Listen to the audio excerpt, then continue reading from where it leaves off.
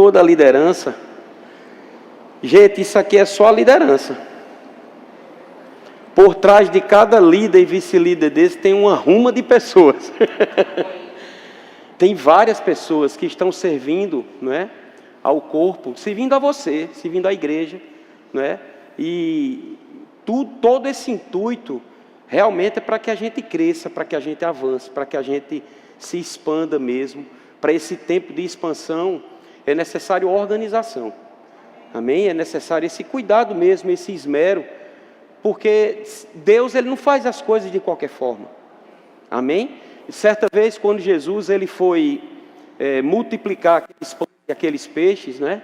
Ele fez aquela oração tão simples e rápida, né? Olhou para os céus, deu graças a Deus e mandou os homens distribuírem os pães e os peixes. E no término daquela distribuição, todos comeram, todos ficaram fartos de comida e sobraram ainda vários pães e vários peixes, ao ponto de encherem 12 cestos. Mas encheram porque Jesus disse: pega aí tudinho, o que sobrou guarda. E isso mostra a organização, não é? Então ele é o nosso mentor mesmo, ele é o cabeça dessa igreja, o cabeça da nossa vida. E a gente precisa entender que a palavra ela nos traz para esse ponto. Certa vez, Moisés estava à frente de uma obra e eram várias pessoas. E ele estava lá labutando, trabalhando, fazendo a vontade de Deus, seguindo as orientações que ele recebia de Deus. Diz a Bíblia que ele era amigo de Deus, amigo chegado mesmo. Deus falava tete a tete com Moisés. Mas mesmo assim, Moisés precisou receber um conselho do seu sogro. O sogro de Moisés, quando viu a situação, Moisés estava com uma obra, irmãos, que estava dando certo, porque ele foi incumbido por Deus de ser o libertador de um povo que tinha, por gerações e gerações, mais de 400 anos que estava presa, né, em relação ao Egito. O Egito estava sufocando aquele povo, e Deus ouviu o clamor daquele povo, levantou Moisés como libertador. Moisés foi, libertou, sabemos de toda a situação. E na caminhada, o seu sogro, Jetro, olhou para ele e disse: Moisés, se você continuar do jeito que você está, você vai morrer e todo mundo vai se espalhar. E ele orientou Moisés a levantar pessoas de 50, de 100, né, a levantar grupos que fizessem subgrupos, que pudessem ajudar, que pudessem trabalhar. E as coisas mais difíceis, vamos dizer assim, aquelas pessoas que estavam à frente daqueles grupos e subgrupos, eles iriam trazer para Moisés. Então as cargas foram distribuídas, e quando as cargas são distribuídas, não há peso para ninguém. Assim é a nossa igreja. Eu fico feliz, irmãos, sou privilegiado mesmo de ver o que vocês aqui observaram. Só foi apresentado para vocês uma parte da diretoria, alguns não estão conosco, uma parte dos pastores, alguns não estão conosco. A gente não chamou os ministros já licenciados, nem tampouco chamamos os ministros que nem licenciados formalmente foram. Mas se a gente fosse chamar os ministros licenciados, só o ano passado foram levantados 27 ministros. Amém? Então nós temos 27 pessoas que estão em um treinamento já formal, além dos pastores, alguns que fazem parte também desse contexto do licenciamento.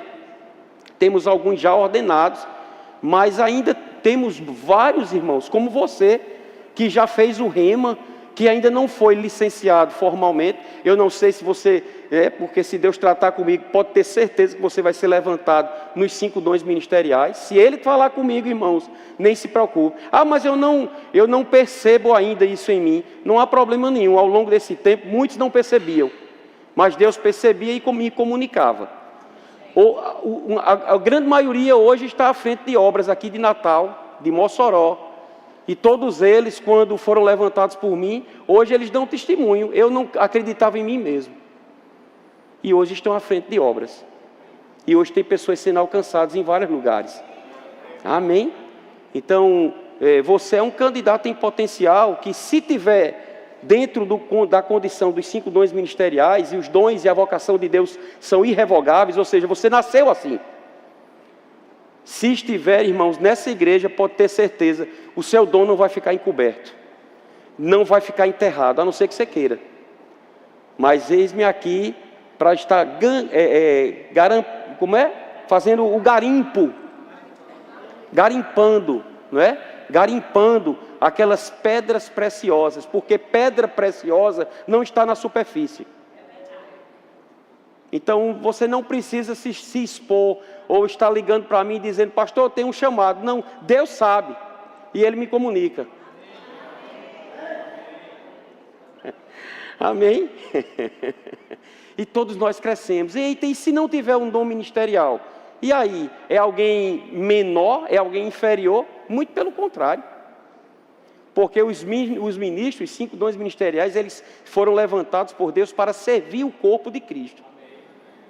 Amém? Então muitos foram chamados para outras áreas. E isso não diminui. Certa vez eu me lembro que Hart é alguém que muitos de vocês não conheceram. Ele era a segunda pessoa do exército aqui, do Becom. E ele servia na nossa igreja. Ele é o cunhado do pastor Jussier, que está no Japão. Ele passou um tempo conosco, foi para Brasília, viajou muito, ele viajava muito. E teve um dia, junto com Rhys Clift, que hoje faz parte da nossa diretoria, ele é conselheiro nosso, e também ministro licenciado, um mestre da palavra. Eu me lembro que eu estava sentado aqui nessa cadeira, aliás, era um culto lá embaixo. Eu estava sentado na primeira cadeira e quando eu olhei para trás, desculpa, era aqui mesmo. Eu estava aqui sentado e quando eu olhei para trás para falar com os diáconos, Rhys Clift estava atrás de mim, junto com a Adriele, e Hart, com a esposa Manu, estava aqui de lado. Quando eu olhei para pedir, na hora eu vi Rhys Clift, ele é delegado da Polícia Civil, e Hart era a segunda pessoa do Exército do Rio Grande do Norte. E eles estavam aqui servindo como diáconos. Irmãos, que coisa maravilhosa. Que coisa tremenda. As patentes, elas caem quando nós estamos servindo ao Senhor. Amém? E o entendimento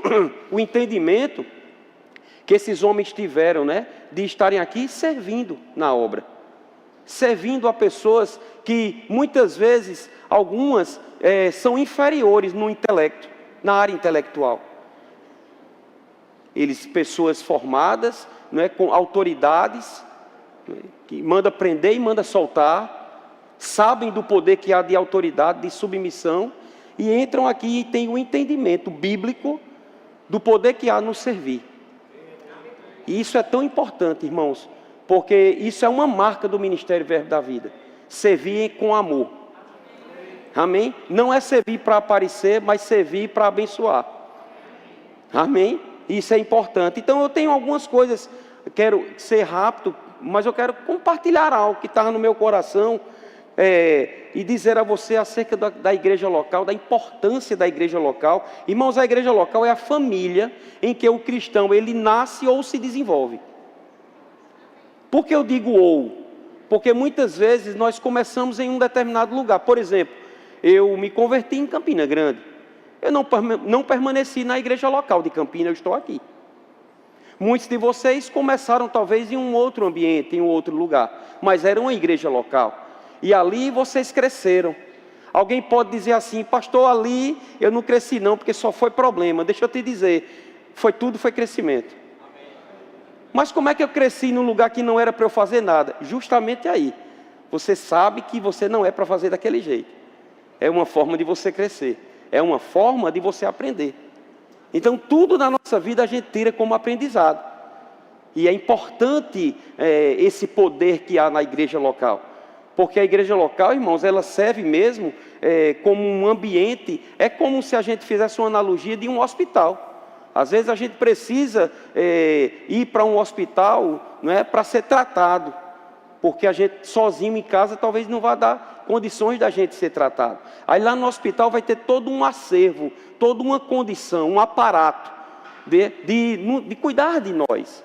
Não é? E dependendo da situação que você chega no hospital, tem dessas pessoas que tem que ir para a UTI. Unidade de terapia intensiva. Um ambiente onde você precisa ser mais cuidado. Um ambiente onde você precisa ser mais observado. Deixa eu te dizer, tem pessoas que chegam na igreja tão esfacelado, que se o pastor não der mais atenção a ela, ela morre. Eu me lembro que teve um casal que há alguns anos chegou aqui, eles não estão aqui mais conosco porque eles foram para o exterior, mas eu me lembro que eles vieram aqui se arrastando, já eram crentes de um bom tempo, já tinham tido experiências em igreja, já tinham experiências no ministério mesmo, e eles estavam a ponto de se separarem, e nos procuraram nessa condição. E quando esse pessoal nos procurou, a mulher disse: eu não aguento, vou me separar. Eu, calma, vamos conversar. E eu e Lucerna, a gente ficou conversando, tratando, ouvindo, não dando ouvidos ao que ela dizia que ia fazer, mas orientando no que fosse preciso, e a gente percebeu que era necessária uma terapia intensiva. Aquela situação não se resolvia só com um aconselhamento. Aquela situação não se resolvia só com uma visita. Aquela situação tinha que ser resolvida com um tempo melhor de ser dado. Uma qualidade de tempo para que aquelas pessoas entendessem e saíssem daquela situação, ou deixassem de ver o problema ou o olho do furacão que estava passando. E a gente começou a mostrar o outro lado da montanha para ela. A gente não se envolvia emocionalmente, mas a gente percebia, na verdade eu, né? E quando eu digo realmente a mulher, ela ajuda e ajuda mesmo, auxiliar com força. Lucerna orientava, às vezes falava até mais do que eu. Isso é normal. Mas quando a gente chegava em casa, Lucerna estava: Beto, eu tô com uma enxaqueca pesada, que negócio difícil. Eu digo: de que, Lucerna? Parecia que nada tinha acontecido. Por quê? Porque há uma unção, irmãos, para você não se envolver emocionalmente. Porque senão você estoura. Amém? E ali, com o passar do tempo, por causa daquela terapia intensiva, sabe, irmãos, isso já passaram-se mais de 5 anos, ou até mais de 5 anos, e a gente, quando recebe mensagem deles, eles ainda hoje estão vivendo em lua de mel. Isso é o que uma igreja local faz. Isso é o zelo, o cuidado de Deus para a vida deles. Quando ela mantém contato comigo, manda mensagem, ela sempre diz: pastor, o senhor não tem noção da gratidão eterna que nós temos pelo Senhor e por Lucerna, por aquele tempo. E, irmãos, deixa eu te dizer, nem foi tanto tempo. Quando eu digo tempo cronológico.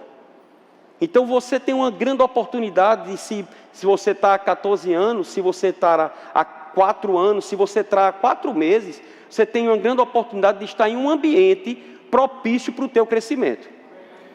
E eu e Lucerna não vamos ser pedra de tropeço para você. Pode ter certeza disso. O nosso cuidado é para que você sempre esteja melhor. Porque o seu sucesso é o meu sucesso. Se você está alegre, eu vou estar alegre. Se você se entristecer, irmãos, é como se eu estivesse triste. Certa vez Jesus, ele olhando para uma multidão, viu aquela multidão aflita, e ele disse: sabe por que eles estão aflitos? E ele disse: eles são como ovelhas que não têm pastor. Você não está numa igreja que você deve ficar aflito. Se tiver, procura a mim ou procura esses ministros que foram colocados aqui. Seja a diretoria, seja os pastores, seja alguém que você olhe para ela e perceba que ela tem um pouco mais de maturidade do que você, mas que faz parte do arraial. E ela pode te aconselhar, ela pode te ajudar, ela pode dividir as cargas com você. Irmãos, isso é igreja. A igreja não é um lugar da gente se isolar, mas é um lugar da gente congregar. Congregar não é só ouvir uma palavra, e já é bom. Mas sabe, Ana falou aqui acerca da igreja primitiva. A gente precisa entender, irmãos, que uma igreja local saudável é aquela igreja que ela permanece na doutrina dos apóstolos, no partir do pão, na comunhão e nas orações. Amém? É uma igreja que ela precisa se desenvolver no amor, se desenvolver na alegria, se desenvolver, sabe, no abraço, no aperto de mão, num sorriso um para o outro. Isso faz parte da igreja de Deus. Isso faz parte de uma família. Eu não sei como é a tua família. A minha, quando a gente se junta, se eu assistir um jogo com meu pai, quem está de fora pensa que a gente está brigando. Porque é a liberdade. Amém? Aquele prazer da gente estar junto, conversando, jogando conversa fora mesmo e se divertindo. Então a gente não pode, irmão, se isso está acontecendo com você, eu preciso que você me procure o mais rápido possível. Por exemplo, se você está vindo para a igreja e saindo mais pesaroso, tem alguma coisa errada. Ou com a igreja, ou com você, ou por alguma coisa que está atrapalhando essa nossa caminhada. E lembra de uma coisa, existe uma influência aí, sabe, que está ao derredor, que ela faz de fato essas coisas para trazer dano para a gente. E a gente precisa colocar o diabo e seus asseclas no lugar deles, que é embaixo dos nossos pés. Amém? Então, a igreja local é o centro da vida cristã pública. Escute isso, a igreja local é o centro da vida cristã pública. E o ambiente no qual somos tratados, disciplinados e inspirados.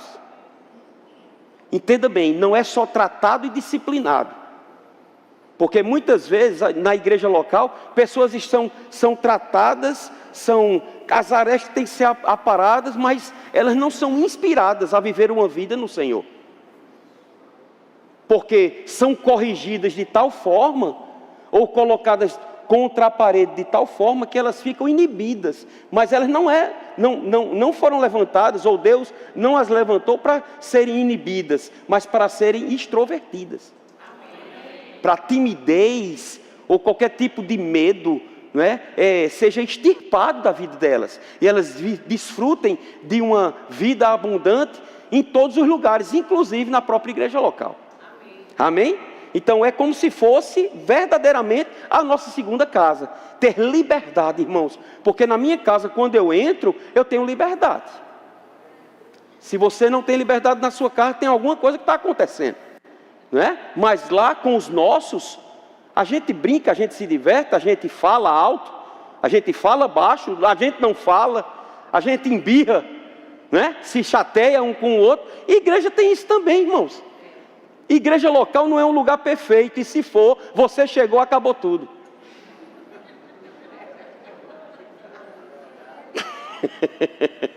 E se essa igreja fosse igreja perfeita, assim quando eu cheguei como pastor, ela se tornou imperfeita.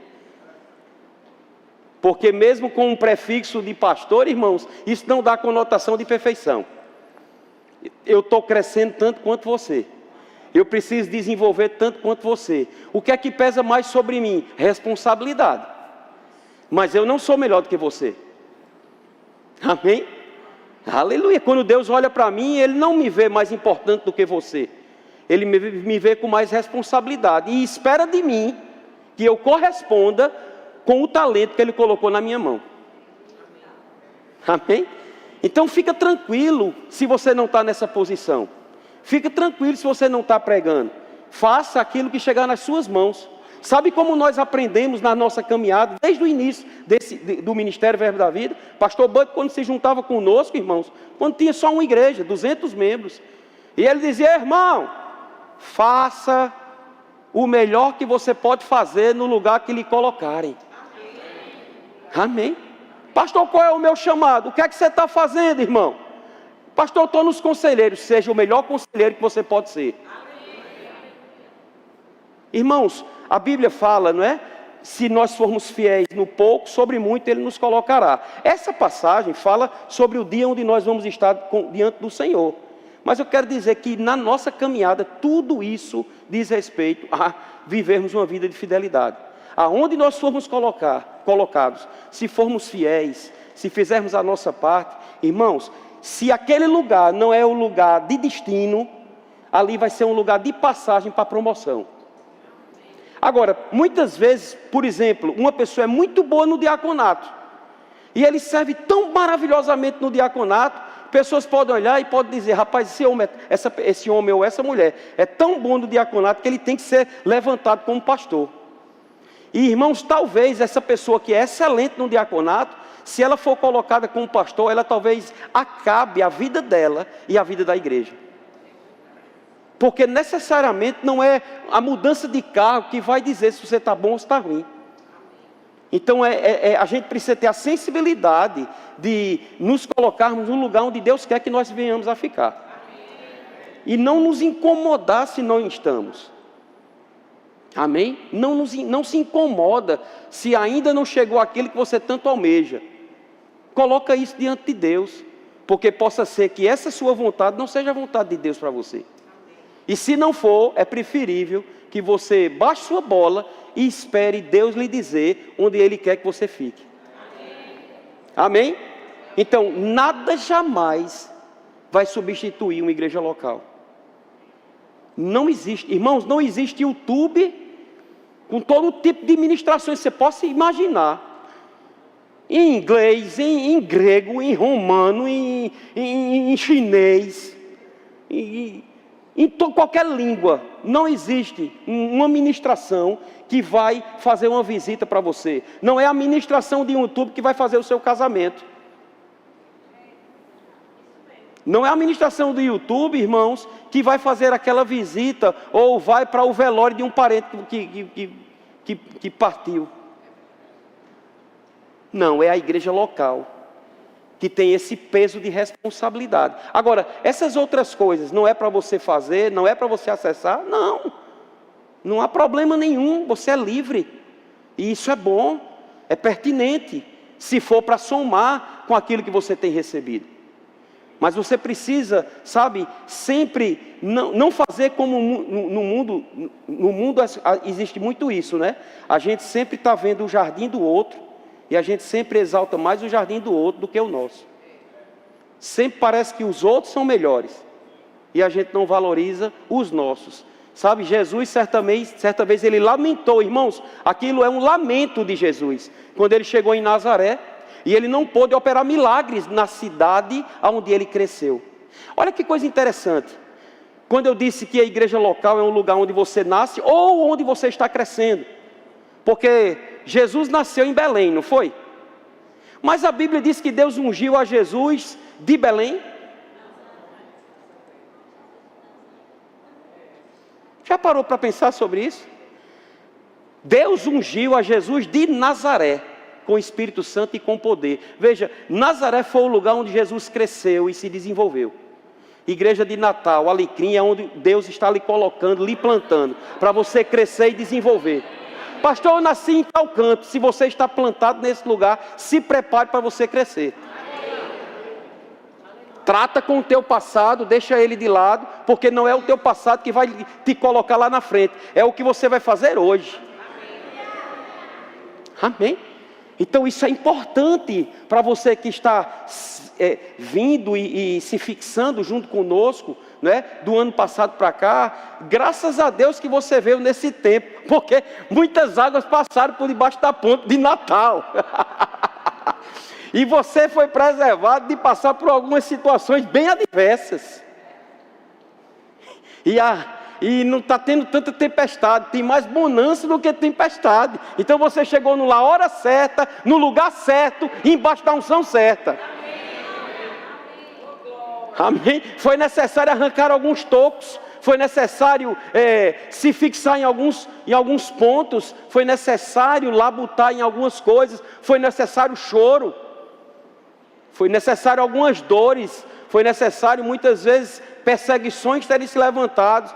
E eu digo a você, irmãos, não só no que diz respeito ao contexto verbo da vida de ser, mas ao contexto mesmo da cidade, onde a gente tinha que não só aquela história, tinha que matar a cobra e mostrar o pau. Você entende esse ditado? Você tinha que não só mostrar que você tinha que ser e tinha que mostrar que era. Certa vez eu fui alugar uma casa e esse senhor estava meio reticente, né? Logo no início. E eu precisava de uma casa maior, a gente estava recebendo os professores. Era praticamente, quando eu cheguei aqui, praticamente o ano todo. Nós tínhamos as duas turmas, primeiro e segundo ano, não era rema modular. E a gente não tinha tantos professores levantados, eram pelo menos 23 professores que tinham que passar, porque a 24ª disciplina era administração. Então a gente recebia 2 professores. Às vezes a gente colocava um local e vinha um de fora. Sempre vinha. Então esses professores, no início da nossa caminhada, eles ficaram conosco na nossa casa todo o tempo, né? O ano todo. E eu precisava alugar um ambiente maior para proporcionar um certo conforto para os professores. E conversando com esse homem, ele perguntou tantas coisas, e ele questionou tantas coisas, e eu disse a ele: olha, fique tranquilo, porque eu vou alugar um lugar e eu não tenho como falhar com você. Na verdade, brincando com ele, eu disse: eu preciso matar um leão a cada dia, e para não ser estampado na testa, só falta aquele partido PPP. Eu sou policial e pastor, só não sou político. Que tem assim na testa, né, que com as pessoas que não conhecem, diz ladrão. Né? Quando as pessoas olham para um policial ou olham para um pastor, não sabe o que labutam, não sabe como vivem, não sabe o que passam, mas quem não está no meio do arraial, eles têm essa facilidade rápida de, porque viu uma meia dúzia de pessoas pontuais que fazem coisas erradas, e em todo canto tem gente ruim, aí todo mundo leva a culpa, não é assim? Então, em via de regra, todo mundo está certo, mas as exceções fazem com que... Porque o Ibope, o que dá Ibope, irmãos, é o negativo. Pode ter 100 pastores fazendo a coisa toda certa. Se um errar, é como aquela laranja podre. E todo mundo leva a culpa.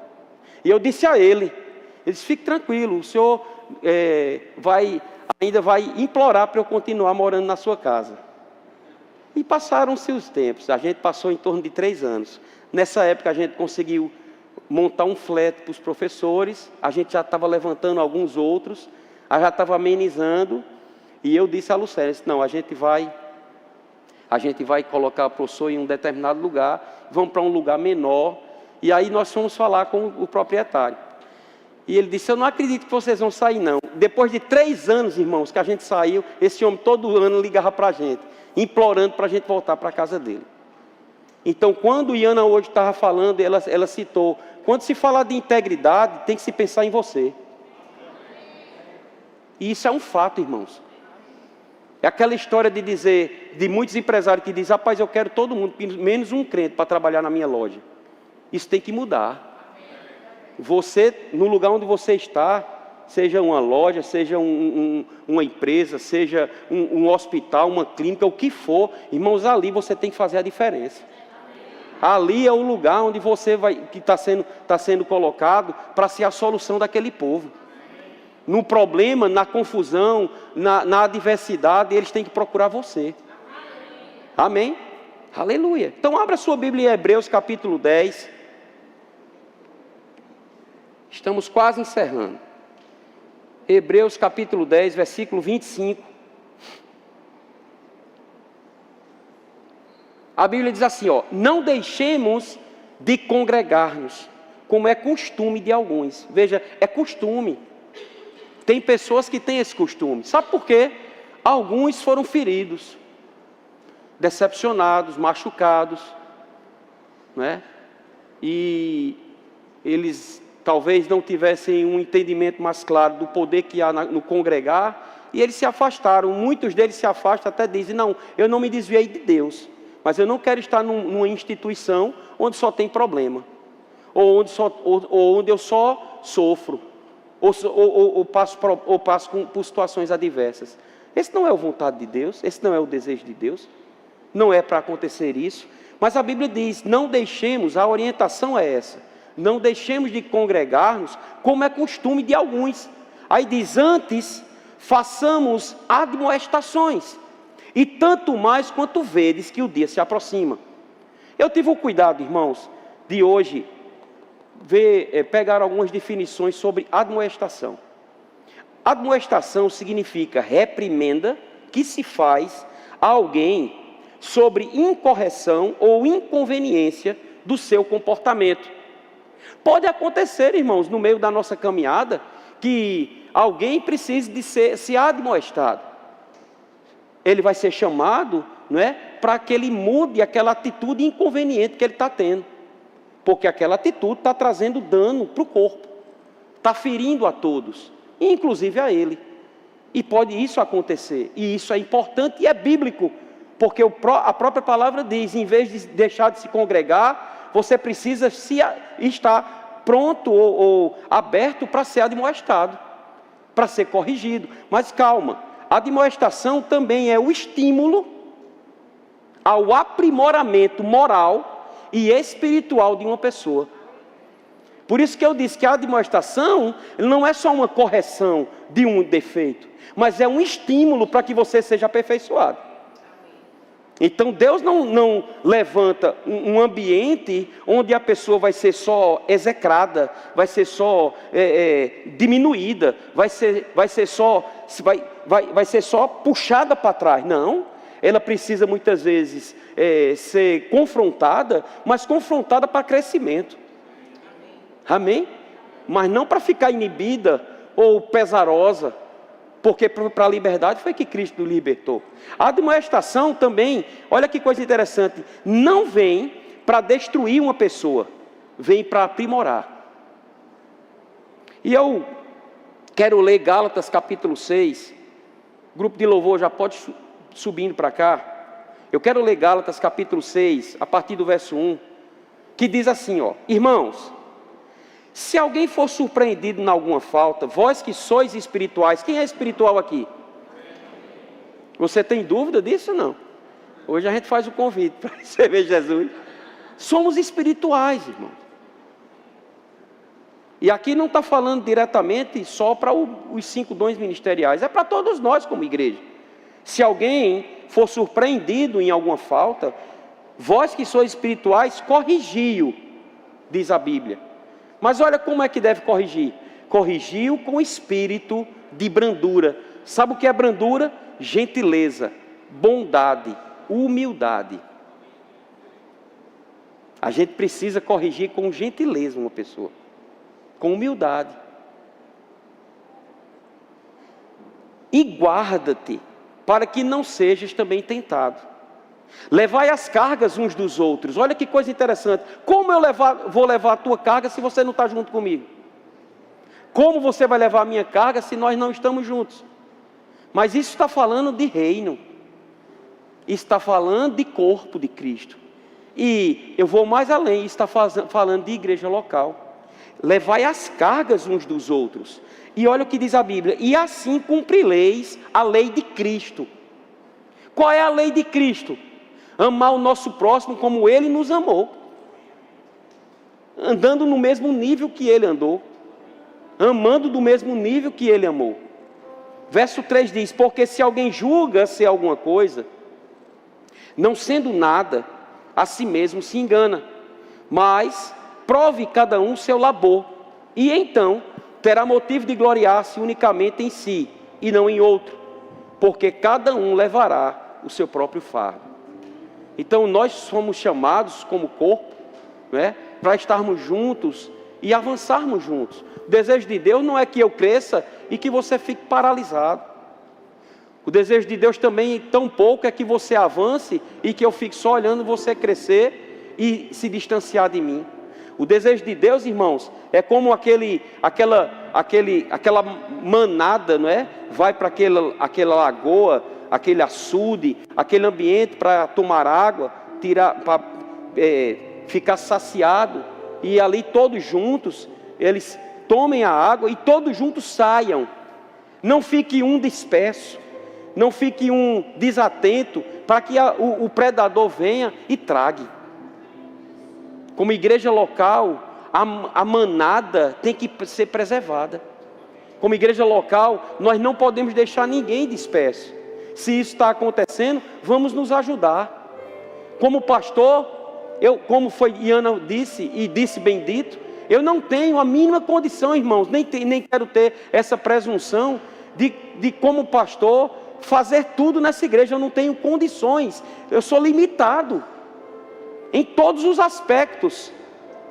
Limitado no corpo físico. Irmãos, nem Jesus ele conseguia estar em todo lugar, em todo tempo. Porque como corpo físico ele era limitado. Numa igreja local como essa, nessa quantidade que vocês viram, irmãos, aqui era uma igreja dentro da igreja, só de líder. Temos uma igreja dentro da igreja só de líder. E eu digo já uma igreja considerável. Então mesmo que você não tenha um cargo de liderança, deixa eu lhe dizer, você tem parte nessa igreja. Essa igreja é sua. Você não é alguém que é cliente, você é membro. O cliente vem e só reclama. O cliente vem e só quer ser servido. Você não é cliente. Você faz parte da igreja. A igreja é sua. Ela é tanto sua quanto a minha. Tem coisas que nós precisamos fazer. E sozinho eu não vou. Eu acho que há algum tempo você tem visto aqui e acolá. Eu vou abrir esse parênteses porque me lembrei agora. E como a gente hoje está com um fato aqui diante dos nossos olhos, eu quero que você entenda como igreja a importância que você tem. Hoje eu vi um vídeo das pessoas lá na igreja de Campina Grande estarem entrando com os ar-condicionados para colocarem lá na igreja mãe. Irmãos, aquela igreja ela foi comprada o terreno no final dos anos 90. Ela inaugurou em 2004, eu estava lá. Não tinha nada praticamente. Só agora em 2024 está colocando 60 ar-condicionados naquele lugar. A obra foi orçada em mais de R$1 milhão. Mas foi colocada, sabe por quê? Porque não chegou só uma pessoa para bancar. Porque a igreja se juntou. E foi dividido as cargas para todos. E tudo funcionou. Isso também diz respeito à igreja. Você deve estar percebendo que aqui e acolá, você está chegando nos cultos e a gente passa um slide como nós passamos agora. E que pena que as pessoas que estavam desse lado nem puderam ver aqui. Porque esse data show teve problema. Tinha tido problema antes, teve problema depois, mas estamos num processo, irmãos, crendo que eu não sei se você já viu, mas eu já, que vamos botar um telão aqui também. Amém? Mas para que isso seja colocado, irmão, não basta só o pastor dizer eu vou colocar. Nem Deus quer que seja assim. Bom seria, e eu não tinha problema nenhum de fazer só. Mas Deus, Ele não quer que eu faça só. Porque essa não é a proposta de Deus para uma igreja local. Deus quer que todos avancem. Ele não quer que ninguém fique por trás. Ele não quer que ninguém fique, perdido. Não, Ele quer que você se envolva. Ele quer que você se comprometa. Porque a igreja é tanto sua quanto minha. Amém? E nós estamos, incumbidos, estamos já pensando como diretoria, meio que eu já disse na diretoria em uma das reuniões, que eu estou me preocupando, irmãos, de todo culto, eu dizer, quem é homem aqui? Já tem homem que não está dizendo que é. Porque já sabe o que eu vou pedir. Na primeira vez que eu falei, irmão, aqui eu, as vozes tudo grossas, né? E graves. E aí hoje, no último culto que teve, eu disse, quem é homem aqui? Aí uns 3 gatos miados. Nenhum se prontificou. Por quê? Porque no término do culto, disse, rapaz, a gente precisa de descer 80 cadeiras lá para baixo. Eles já sabem, no final, quando vem o dirigente subindo, tem homem que já sai de fininho ali. Eu acho que ele deve estar pensando assim, o diabo é que fica. Mas entenda, irmãos, até isso, a igreja, quando a gente se junta, não fica pesado para ninguém. Porque se tem, por exemplo, 80 cadeiras para descerem, e se juntar 20 homens para descer essas 80 cadeiras, talvez só dê uma viagem. Mas se ficar a cargo de só meia dúzia do diaconato, é pesado. Assim é tudo na igreja. Deus não nos chamou para fazer nada só. E o nosso mestre, como eu comecei a ministração, eu quero findar com isso. O nosso mestre Jesus, ele nos ensinou que ele não trabalhava só. Ele podia, irmãos, operar aquele milagre da ressurreição de Lázaro sozinho. Ele não tinha problema nenhum de mandar aquela pedra sair do lugar. Um homem que estava cheio da unção para ressuscitar um morto de 4 dias, o que era uma pedra na frente dele. O mesmo homem que ensinou no poder da fé, que se alguém tivesse fé, podia dizer a um monte, não a uma pedra, a um monte. O que é uma pedra diante de um monte? Ergue-te e lança-te ao mar. Jesus, irmãos, podia chegar naquele túmulo, daquele túmulo onde Lázaro estava lá podre. Ele podia olhar para aquela pedra, apontar o seu dedo de profeta e dizer: pedra, saia da frente. Lázaro, venha para fora. Não, ele disse assim: pessoal, tirem a pedra, porque a gente quer trabalhar em equipe. Vocês são tão importantes quanto, todos fazendo sua parte. Façam o possível e deixe que o impossível faça. Amém? Só para encerrar, eu quero ler uma passagem que me marca muito como pastor.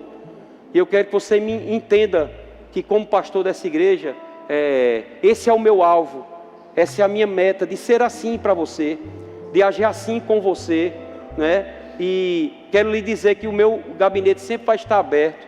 O pastor é muito ocupado. Sou mesmo, mas a minha melhor e maior ocupação é você. E eu estou pronto para lhe atender. Se eu não puder na hora, depois eu mando mensagem, depois você manda mensagem, mas um dia a gente chega, um dia a gente conversa, um dia a gente se senta, mas a gente está aqui para lhe servir. Então a Bíblia diz em 1 de Pedro 5, rogo pois aos presbíteros que há entre vós, eu, presbítero como eles, e testemunha dos sofrimentos de Cristo, e ainda co-participante da glória que há de ser revelada. Pastoreai o rebanho de Deus que há entre vós, não por constrangimento. Deixa eu lhe dizer uma coisa, irmãos. Se existe algo que eu não tenho, é isso. Não há uma vírgula de constrangimento de poder estar junto com você e, na verdade, de poder estar à frente de você para sofrer o dano, para que você não seja atingido. Amém? Se for preciso sofrer o dano para você ficar intacto, irmão, pode ter certeza, está aqui quem vai sofrer. Não há constrangimento de estar à frente dessa obra. Diz assim: mas espontaneamente, como Deus quer, nem por sorte da ganância. Irmão, se fosse por dinheiro, eu não estaria aqui. Eu era engenheiro lá em Campina Grande. E eu lhe digo, sem medo de errar, eu era um dos homens mais ricos da Paraíba. Não é dinheiro que me motiva. Amém? É um chamado, é um dom, é uma vida, é um propósito. Não por sorte da ganância, mas de boa vontade. Verso 3 é o que me marca. Mas nem como dominador ou dominadores dos que vos foram confiados. Por quê? Olha o que a Bíblia diz: antes, tornando-vos modelos do rebanho. Antes ele diz assim, no verso 2: pastoreai o rebanho de Deus. Você é de Deus, e eu sou mordomo de Deus para lhe pastorear. Mas você é de Deus, você é ovelha de Deus. A gente diz com carinho: eu sou ovelha do pastor Palhano. Mas entendam uma coisa, irmãos: o pastor Palhano, ele é o seu mordomo, ele é o garçom que vai lhe servir da melhor forma possível. Mas você é de Deus, você é raça eleita, sacerdócio real, nação santa, povo de propriedade exclusiva de Deus. Você é de Deus. E como você é de Deus, eu tenho que ter zelo e esmero por você, porque se eu lhe machucar, eu estou machucando Deus.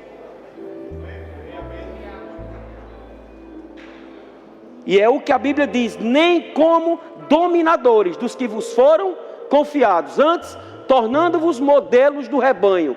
Olhe para mim, com toda humildade, como pastor dessa igreja, eu quero lhe dizer: olhe para mim.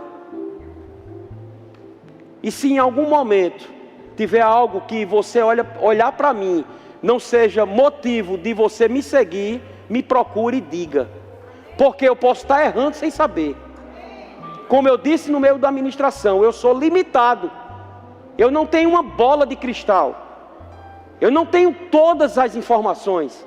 Eu não tenho todo o conhecimento. Mas naquilo que eu já cheguei, eu posso ser uma mão forte para você. Amém? E eu posso bater no peito e, assim como Paulo disse, seja meu imitador, como eu sou de Cristo. Enquanto eu estiver parecendo com Cristo, irmãos, pode me seguir. Mas no dia que eu começar, e isso não vai acontecer, mas se acontecesse, de eu começar a me perder na caminhada, fica com a verdade. Fica com a verdade. Fica com a palavra. Amém? Aleluia. Você pode ficar de pé.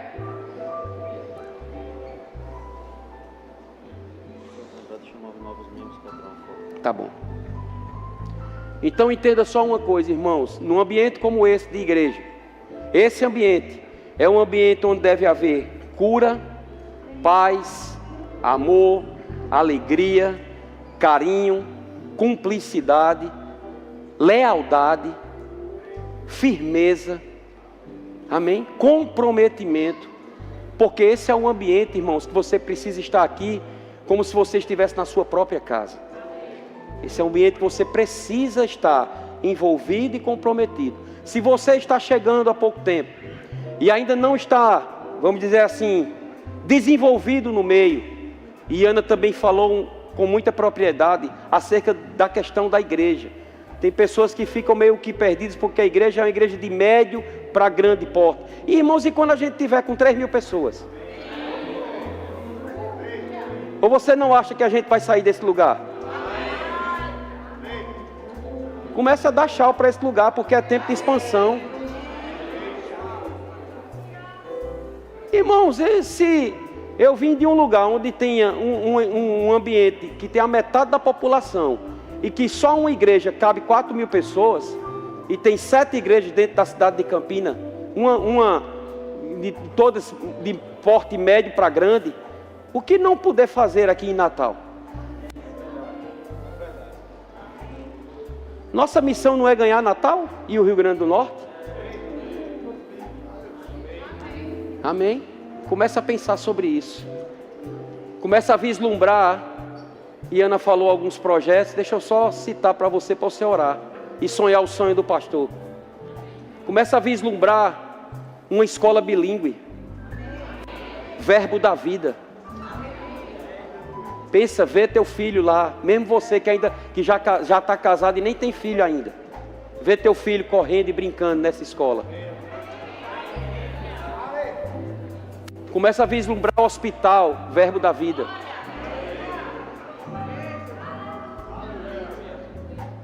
Você pode pensar sobre isso. A gente não está perdendo nada pensando assim. Amém? Aleluia. Então fecha seus olhos, vamos orar. Pai,